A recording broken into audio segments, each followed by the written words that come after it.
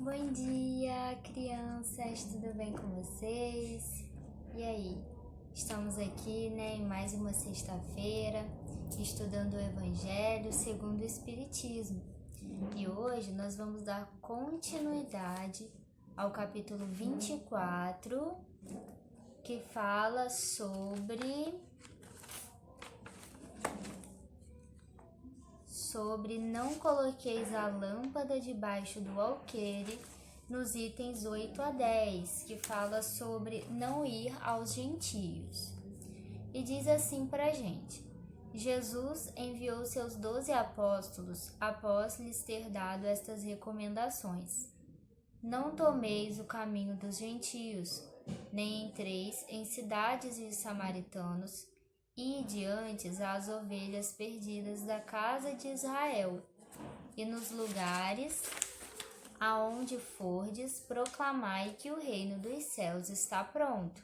Anotação de Mateus, no capítulo 10, versículos 5, 6 e 7. Jesus prova em muitas circunstâncias que sua visão não está circunscrita ao povo judeu, mas que abarca toda a humanidade. Portanto, se diz a seus apóstolos para não se dirigirem aos pagãos, não é por desdém pela conversão destes, o que seria de pouca caridade, mas porque os judeus, que acreditavam na unidade de Deus e esperavam o Messias, estavam preparados pela lei de Moisés e dos profetas a receber a sua palavra.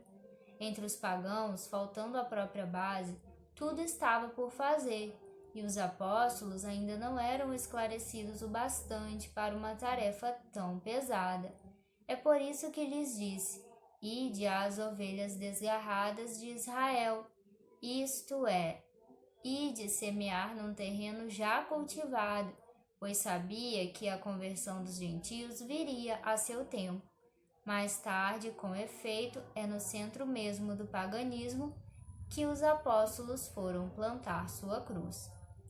Essas palavras podem ser aplicadas aos adeptos e aos propagadores do espiritismo, incrédulos sistemáticos, zombadores obstinados e adversários interesseiros são para os propagadores o mesmo que eram os gentios para os apóstolos.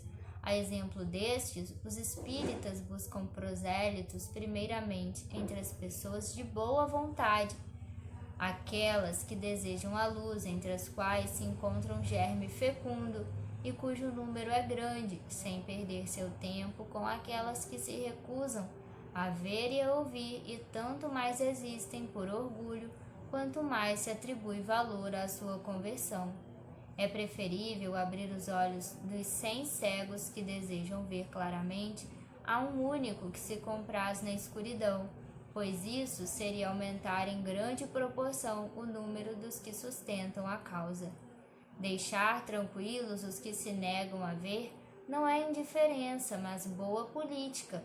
Chegará a vez deles quando serão dominados pela opinião geral e ouvirão a mesma coisa ininterruptamente repetida ao seu redor. Então, acreditarão estar aceitando a ideia voluntariamente por si mesmos e não sob a pressão de um indivíduo. E depois, assim como ocorre com as ideias, ocorre com as sementes. Elas não podem germinar antes da estação, e se não for num terreno preparado. Por isso, é preferível esperar o tempo propício e cultivar primeiramente as que germinam, pelo temor de abortar as outras ao pressioná-las muito. Então, vamos fazer a nossa prece. Senhor Jesus, espiritualidade amiga aqui presente, te agradecemos por mais uma oportunidade de vida, por estarmos juntos na sua casa de oração, aprendendo, Senhor, sobre os seus ensinamentos. Te pedimos a permissão para iniciar mais uma aulinha do dia de hoje, que assim possa ser. Então agora nós vamos ouvir uma historinha sobre Paulo de Tarso, o apóstolo, e depois a tia vai voltar aqui para ver se todo mundo prestou bem atenção, tá bom? O tesouro do Cristo. Conta-se que há muito tempo atrás, Paulo de Tarso e seu amigo Barnabé estavam viajando a serviço da divulgação da doutrina cristã. Levavam a palavra do Mestre, pregando o seu evangelho para povos incultos e rudes, mas necessitados de Deus. Viajavam com muita simplicidade, geralmente a pé, levando o mínimo indispensável para a sua sobrevivência. Certa vez, estavam passando por regiões desertas, cheias de precipícios e de florestas infestadas de bandidos. Seu destino era a cidade de Antioquia da Psídia, que ainda estava longe. Pela primeira vez, foram obrigados a dormir ao relento, no seio da natureza. Venceram precipícios, atravessaram rio caudaloso e do outro lado encontraram uma caverna nas rochas, onde se acomodaram para descansar o corpo exausto e dolorido. Quase não tinham o que comer, mas estavam animados, vencendo obstáculos com otimismo e coragem. A solidão lhes sugeria belos pensamentos. Ao cair da tarde, e após uma refeição frugal, passaram a comentar animadamente sobre as excelências do Evangelho, exaltando a grandeza da missão de Jesus Cristo. Se os homens soubessem, dizia Barnabé, fazendo comparações, todos se reuniriam em torno do Senhor e descansariam, rematava Paulo, cheio de convicção. Ele é o príncipe que reinará sobre todos. Ninguém trouxe a este mundo riqueza maior. Ah, comentava Barnabé, o tesouro de que foi mensageiro engrandecerá a terra para sempre. E assim continuaram conversando, quando o singular movimento lhes despertou a atenção. 2 homens armados precipitaram-se sobre ambos, à fraca luz de uma tocha acesa com resinas. A bolsa! Gritou um dos malfeitores. Barnabé empalideceu ligeiramente, mas Paulo estava sereno e impassível. Entreguem tudo o que têm ou morrem, exclamou o outro bandido alçando o punhal. Olhando fixamente o companheiro, Paulo ordenou: dá-lhes o dinheiro que resta, Deus suprirá nossas necessidades de outro modo. Barnabé esvaziou a bolsa que trazia entre as dobras da túnica, enquanto os malfeitores recolhiam ávidos a pequena quantia. Reparando nos pergaminhos do Evangelho que os missionários consultavam à luz da tocha improvisada, um dos ladrões interrogou, desconfiado e irônico: que documentos são esses? Falavam de um príncipe opulento? Ouvimos referências a um tesouro? Que significa isso? Com admirável presença de espírito, Paulo explicou: sim, de fato, estes pergaminhos são o roteiro do imenso tesouro que nos trouxe o Cristo Jesus, que há de reinar sobre os príncipes da terra. Um dos bandidos, geralmente interessado, examinou o rolo de anotações do Evangelho. Quero encontrar esse tesouro. Quem encontrar esse tesouro, prosseguia Paulo resoluto, nunca mais sentirá necessidades. Os ladrões guardaram o Evangelho cuidadosamente e, apagando a tocha bruxuleante, desapareceram na escuridão da noite. Quando se viram a sós, Barnabé não conseguiu dissimular o assombro. E agora? Perguntou com voz trêmula. A missão continua bem, disse Paulo, cheio de ânimo. Não contávamos com a excelente oportunidade de transmitir a boa nova aos ladrões. Admirando-se de tamanha serenidade, Barnabé considerou um tanto preocupado. Mas levaram-nos além das moedas os derradeiros pães de cevada, bem como as capas com que nos agasalhávamos. Haverá sempre alguma fruta na estrada, esclarecia Paulo decidido. E quanto às coberturas, não tenhamos maior cuidado, pois não nos faltarão as folhas das árvores. Mas como recomeçar nossa tarefa se não temos sequer as anotações do Evangelho? Paulo, todavia, desabotoando a túnica, retirou alguma coisa que guardava junto ao coração. Enganas-te, Barnabé, disse com um sorriso otimista. Tenho aqui o evangelho que ganhei de meu mestre Gamaliel e que guardei sempre comigo com muito carinho. O missionário apertou nas mãos o tesouro do Cristo e o júbilo voltou a iluminar-lhe o coração.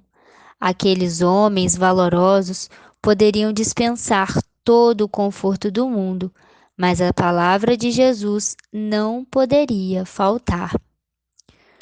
Adaptação da obra Paulo Estevão de Emmanuel, psicografia de Francisco Cândido Xavier. E então, todo mundo prestou bem atenção na historinha de Paulo de Tarso e do seu amigo Barnabé? Perceberam que eles estavam sozinhos, entre aspas, né, caminhando pelo deserto. E aí eles encontraram os ladrões que tentaram roubar as suas moedas, os seus pãezinhos e tudo mais que eles tinham. Mas aconteceu uma coisa interessante, não foi? Eles também se interessaram pelo tesouro de que Paulo falava. E esse tesouro é justamente o Evangelho de Jesus, não é mesmo? Porque aquele que já tem o Evangelho de Jesus já tem o tesouro maior, que é o quê? Que são os ensinamentos de Jesus que a gente traz para a nossa vida, não é mesmo? E aí Barnabé, o amigo, ficou preocupado, mas Paulo eles levaram até as palavras, até o evangelho. Então, né, Barnabé, ele ficou preocupado porque os ladrões, eles também queriam levar as escrituras, né, o evangelho, as palavras ali de Jesus. Mas Paulo, como sempre, muito sereno, né, tranquilo, confiante em Deus, falou o quê? Não se preocupe, Barnabé, né?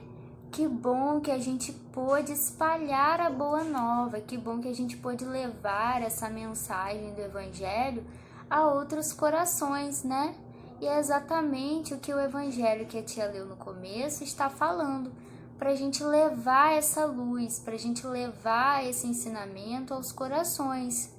Primeiro, aos corações que já querem ouvir, que já querem conhecer a palavra de Jesus, né? E depois, naturalmente, esse evangelho vai chegar aos outros corações que ainda não estão tão atentos assim. Mas, né, a palavra vai chegar para todos, né? E é interessante a gente observar que os ladrões, eles foram o quê? Eles foram para fazer uma maldade, eles queriam roubar as coisas, né? Mas nessa ação, eles roubaram, mas eles também levaram, né, o evangelho. Então, é uma luzinha, uma sementinha que vai crescendo ali, né? E que eles podem lá na frente, né, em outro momento da vida deles, mudarem de opinião, mudarem de comportamento, porque vão assimilando, vão o quê? Vão entendendo o que Jesus trouxe pra gente, né? Que é a lei de justiça, a lei de amor e de caridade.